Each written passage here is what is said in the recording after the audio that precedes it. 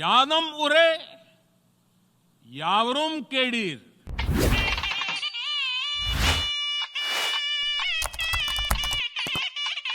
செம்மொழி வலையொலி YouTube channel. இந்த சேனலின் மூலமாக, அந்த வலையொலியின் மூலமாக பல்வேறு தகவல்களை தினந்தோறும் நாங்கள் வழங்கி கொண்டிருக்கக்கூடிய அந்த நிலையில் முழுமையாக கண்டு பார்க்கலாம்.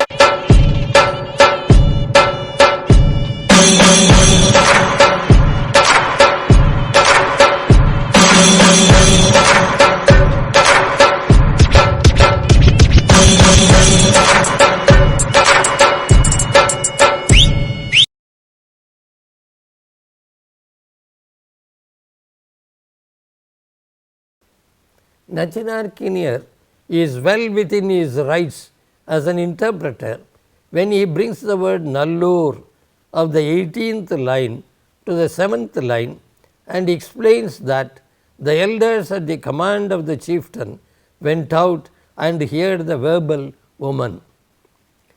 Rejecting Nachinarkiniyar's interpretation of the poem and the need to resort to Mattu, Maraimaliyadigal reinterprets the lines 82 and 84 and takes them to mean that the heroine ponders upon her duty as a chaste wife and waits patiently for the hero's return, seeking consolation in this encouraging thought and setting aright the bangles that were slipping away because of her grief. Countering the argument that the feeling of despair will be dominant if the poem is explicated as it is, Adigal contends that so long as the ending is free from contamination by despair, the Mulla effect of patient forbearance cannot be destroyed. In his view, there is no suggestion of despair except in the line number 23 describing the heroine's tears. Presenting the entire case in a dispassionate manner, T.P. Meenakshi Sundaran states that though Nachinarkiniyar has to be condemned for his abuse of Mattu, Maraimaliyadigal does not succeed in his attempt at demonstrating that the poem does not project the feeling of despair. T.P.M. writes, even on his own interpretation, the feeling of despair reigns supreme to start with in the poem. Then later on his own showing, it continues to struggle for supremacy with her feeling of chastity, only to yield to the latter its victory and to disappear in the end. This picture of his thus shows that the heroine has not achieved the self-surrender. Where is here the glorious vision of perfect chastity of Mullai? Is it contended that the theme of the poem is the development of chastity and not its completed perfection? This apart, he has suggested that despair comes only in the absence of anyone to console and bring relief. Grief shared, according to him, is grief conquered. Neither is indeed despair and desolation, but this feeling may arise not only in the presence of the companion, but in the company of friends also, as in the Agam poem 120 and a host of other poems. Mere physical presence does not give the experience of a sharing. Even in this very poem, the climax of despair or soka is reached by the helpless heroine in tears, in the very presence of the trusted attendants of age and sympathy, consoling her all round. This is T.P.M.'s observation. This is an outright rejection of Maraimaliyadigal's explication, and T.P.M. adds that it was not as if the old commentator was not aware of interpreting the poem along the lines suggested by Adigal. He says, the late lamented leader of the purist Tamil movement, that is Maraimalai Adigal, has given a new interpretation following the order of the poem without mangling it in any way. In fairness to Nachinarkiniyar, it must be confessed that this is the interpretation he attacks. Now, with regard to Nachinarkiniyar's excessive use of Mattu, the objections raised by both Maraimalai Adigal and TPM have to be carefully examined. Adigal felt that the Tamil commentator was following in the footsteps of Shankaracharya, who while interpreting Vedanta Sutra read his own idea into it by mangling the original piece. And he claims that Shankara was exposed by the expositions of the same religious work by Ramanuja and Madhva. This contention is unfair because the three acharyas, while interpreting any of the Hindu religious texts, including the Bhagavad Gita, impose their own idiosyncratic ideologies on them without caring for the intentions of their authors. This is not what Nachinarkiniyar does to any of the Tamil classics he has chosen to interpret. He has the utmost reverence for the author and his intentions, whatever may be the latter's religious affiliations. While condemning Nachinarkiniyar's habit of changing the order of words for purposes of interpretation, Adigal and TPM use the same metaphor. This is the metaphor they use. There lies before us a valuable saree of silk and gold and of a beautiful pattern, and there comes a tailor, perhaps not understanding the pattern. He tears away the silk and gold thread to bits to piece them together in an artistic pattern of his own. There are not tailors wanting in modern times who will cut the cloth to pieces and stitch them to desired shapes, where the original straight bands will form in their hands into angles and other curious shapes. In all these cases, they do not take the cloth as a finished product of art, but as raw material on which they have to impress their own art. Surely, the poem lies there in its artistic perfection, complete and satisfying, requiring nothing more to be desired or done. It is not a stone or a metal to be chiseled and polished into the required shape, much less a cloth to be torn and stitched to the desired form or fashion. It is a perfection of art, standing or falling by its absolute poetic value. Any suggested improvement or tampering with it is vandalism, pure and simple. This is their observation, the metaphor they use to condemn what Nachinarkiniyar has done. The analogy is as unfortunate as the charge against Nachinarkiniyar. TPM makes it appear that the old commentator was recommending changes in the order of the words of the original poem. It is in order to make clear what the author means that the critic has to identify the subject, predicate and object wherever they might have been hidden by the poet. By doing this, the critic is not doing any damage to the poem. He should not be permitted to do this only when he attempts to project his own ideology which differs from the poet's.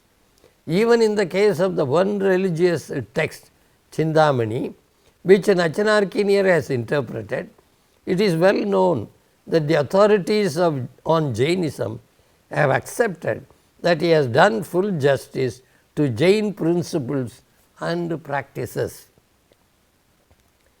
It should also be borne in mind that Matu, that is linkage, is listed by Tolgapiyar as one of the essential limbs of the poetic body. Because the celebrated Sangam poets believed in economy of diction and in long rolling rhythms, they had to disrupt the normal order of words. Many of their poems consist of one long sentence. They would have done it deliberately to heighten the musical quality of a poem. Milton, who was a musician as well as a poet, removed the division between the octave and the sestet in his sonnets and observed that he did it to achieve the link to sweetness long drawn out. In his blank verse in Paradise Lost, which somewhat resembles the Agaval of our Sangam poets, Milton prefers long sentences in which the normal word order is changed and plenty of alliterations and some choice internal rhymes are used. Delightful rhythms demand the arrangement of verse in diverse orders. As TPM himself observes, the 10 Idils, Pathupattu, are admittedly very long poems where the ideas and sentences roll on for any great length, and the ideas and phrases coming at great distances, for instance, in the beginning or end or middle, especially when the long poem is looked upon as one single sentence, have to be brought together by throwing out as many links as possible. This is linkage or matu in poetry as described by Tolgapiyam. This explains the poetic necessity for bringing together remoter and nearer phrases into one continuous unity of a sentence and a poem. Matu is not to be mistaken for Muli Matru, Niral Nirai and Sunnam, which are artificial devices that may be used by poets in ornate poetic exercises. Tolgapiyar would not have thought of these playful inversions when he spoke of Matu. That Nachinarkiniyar was aware of this is evident when he states while explaining the 409th Nurpa in Solladigaram. மொழி மாற்றாவது கேட்டோர் கூட்டி உணருமாற்றான் ஈரடிக்கண்ணே வருவது என்றும் மாட்டு என்னும் உறுப்பாவது இரண்டு இறந்த பல அடிக்கண்ணும் பல பல செய்யுள் தொடரின் கண்ணும் அகன்றும் அணுகியும் வரும் என்று கொள்க. Though Pavanandiyar is of the view that மொழி மாற்று may be confined to 4 lines, Nachinarkiniyar restricts its use to 2 lines. It is therefore patently wrong to argue that the great commentator was not aware of the subtleties relating to the concept of Matu, though he might have overstepped the limits occasionally. In his over-enthusiasm to attack Nachinarkiniyar's interpretation of Mullaipattu, Adigal has ignored the significance of the contribution made by the medieval scholar. Northrop Frye, one of the greatest of 20th century literary theorists, holds the view that the prime duty of a literary critic is to identify the narrative category of a work of art. What Nachinarkiniyar has done is a splendid exercise in genre criticism, paving the way for more such attempts by later scholars.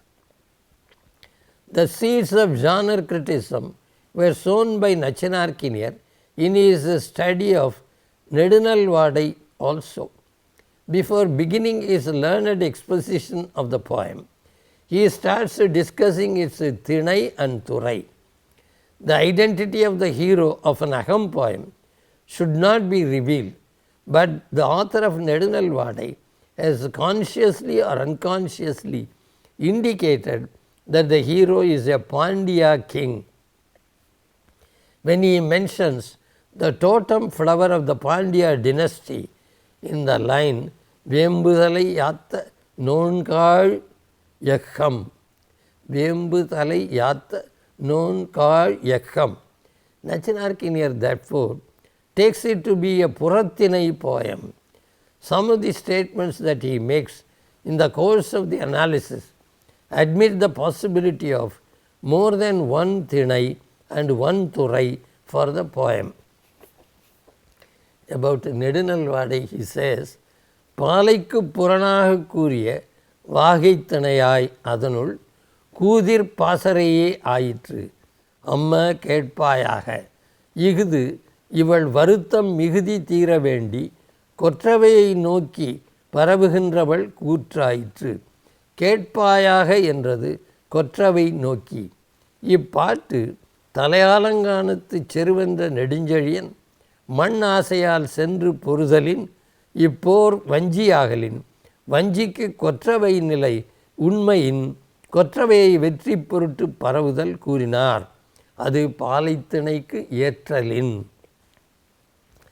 It is wrong to conclude that Nachinarkiniyar is confused as to the exact Thinai just because he mentions Vagai and Palai and also the two Thurais, Kudir Pasarai and Kottravai Nilai.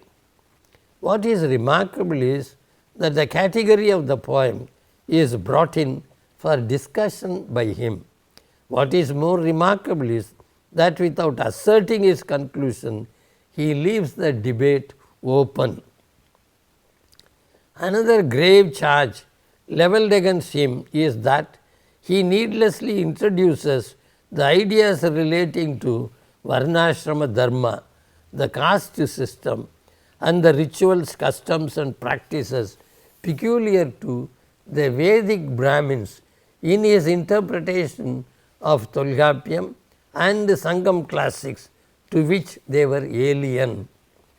One may cite numerous instances to substantiate this charge.